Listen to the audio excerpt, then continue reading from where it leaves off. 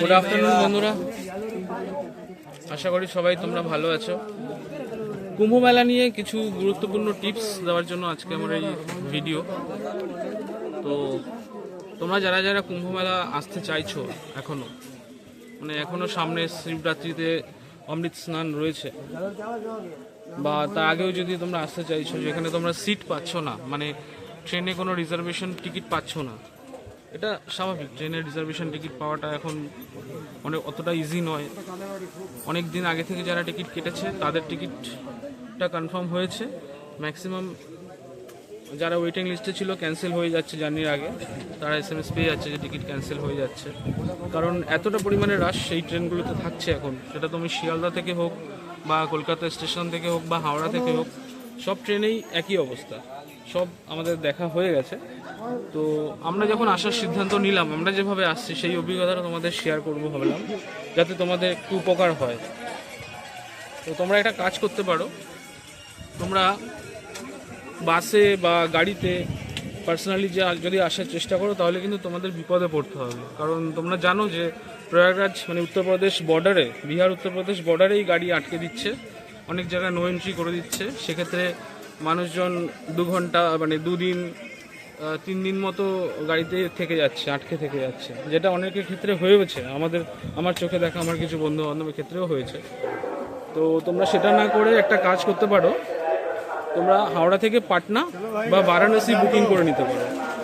এখন বারাণসী গাড়িগুলোতেও সিট পাওয়া যাচ্ছে না, সুতরাং একটা অপশান থাকলো, সেটা হচ্ছে পাটনা, যেটা আমি করেছি। তোমরা এখান থেকে পাটনা, হাওড়া থেকে পাটনা জনশতাব্দী এক্সপ্রেস ছাড়ে দুপুর 2টার সময়, ওটা বুক করে নিতে পারো, ওটা রিজার্ভ করে নিতে পারো।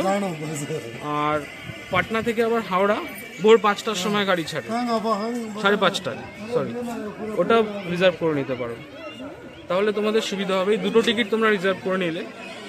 আর পাটনা যখন তোমরা নামবে দুপুর 2টায় হাওড়ায় উঠলে, পাটনা তোমরা ঢুকবে রাত্রি 10:30টায় ঢুকে তোমরা ওখানে কিছু খাওয়া দাওয়া করে নিতে পারবে। করে তোমরা আবার 11:55-তে একটা ট্রেন ছাড়ে, সেটা হচ্ছে লোকমান্য তিলক এক্সপ্রেস, যেটা তোমার পাটনা থেকে মুম্বাই যায়।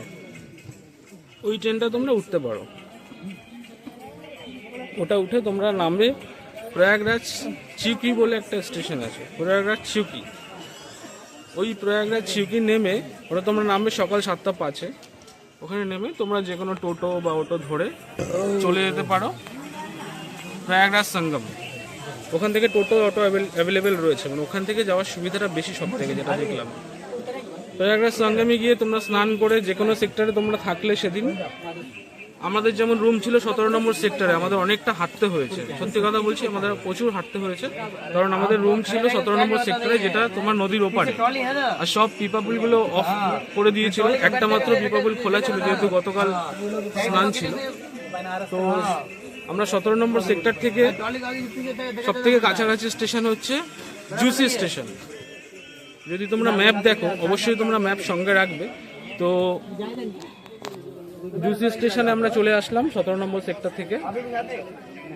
আসার পরে ওখান থেকে আমরা বেনারসের গাড়ি পেয়ে গেলাম। বেনারস কুম্ভমেলা স্পেশাল এখানে অ্যাভেলেবেল রয়েছে প্রত্যেক 1 ঘন্টা 2 ঘন্টা পর পর। তো তোমরা চলে আসতে পারো বেনারস, এসে বেনারস ঘুরে নিয়ে সেদিন রাত্রির ট্রেনে বা দুপুরের ট্রেনে তোমরা চলে যেতে পারো মুঘল সারাই, দীনদয়াল উপাধ্যায় জাংশন। অথবা তোমরা বারাণসী থেকেও পাটনার গাড়ি তোমরা পেয়ে যাবে, অনেক গাড়ি অ্যাভেলেবেল রয়েছে। সেগুলো করে তোমরা চলে যেতে পারো পাটনা। আর পাটনা থেকে তো তোমাদের ফেরার টিকিট তো অলরেডি তোমাদের রিজার্ভ করা আছে। যেরকম আমরা এখন যাচ্ছি বারাণসী থেকে আমরা ঘুরে ওখান থেকে ট্রেন ধরবো পাটনার উদ্দেশ্যে।